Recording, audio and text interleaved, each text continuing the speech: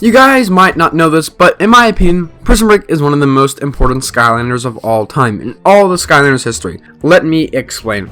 So first of all, Prism Break was one of the first of the original 32 Skylanders of the Earth element. One of the first 32, a real OG, you know. He got a Series 2, and was one of the 10 Skylanders in Swap Force that got a Series 3. Only 10 Skylanders got a Series 3 in Swap Force. So, yeah, Prism Break was a pretty popular Skylander at the time. Despite the fact that not a lot of people like him, which personally I don't understand because I love Prism Break, but that is a talk for another video one day.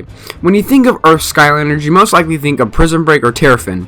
At least in my opinion, that's what I think of, because I think they're the real starters for what the Earth element is and what it would later become. I mean, Flashwing and Crusher, the newer Skylanders in the next game after Prism Break's debut, both share qualities of him. Crusher's a rock monster, much like Prism Break, and Flashwing has attacks where you bring a crystal from the sky and it shoots beams, just like Prism Break. And in Trap Team, sadly, he did not even get a mini, even though all the work he did for the Earth element.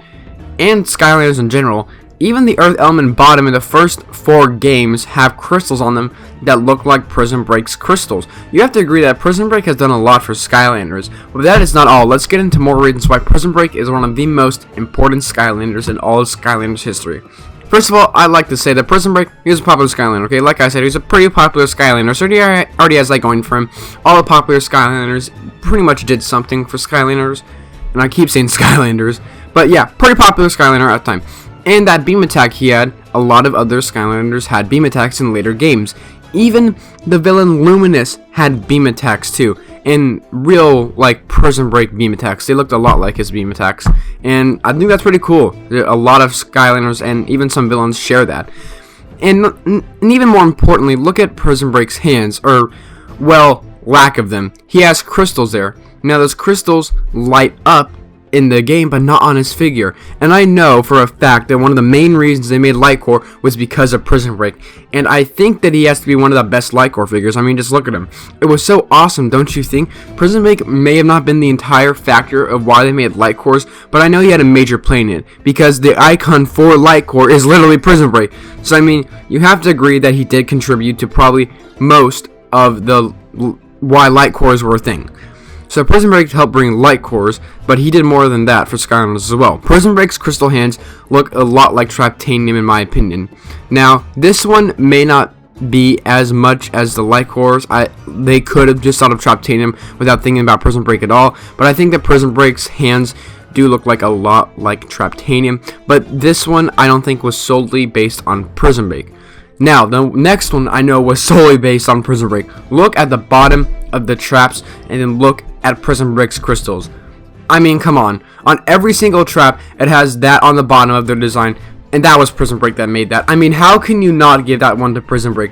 The traps on Prism Break's hands look they look like traps. They look like traps. Prism Break's hands look like traps now because that's what traps the bottom of them look like.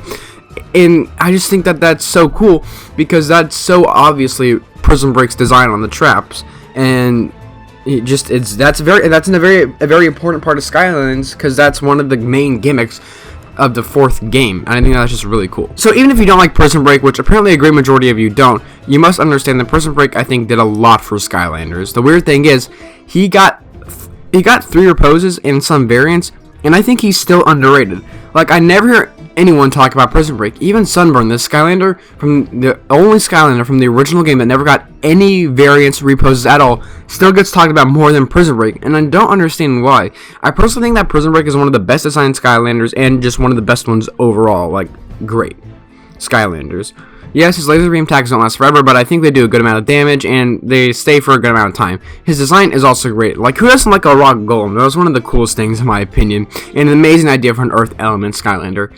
So tell me in the comments if you think that Prism Break is a good Skylander, and if you don't, just tell me if you agree with the points I made in this video, talking about why Prism Break I think is one of the most important Skylanders in the Skylanders series.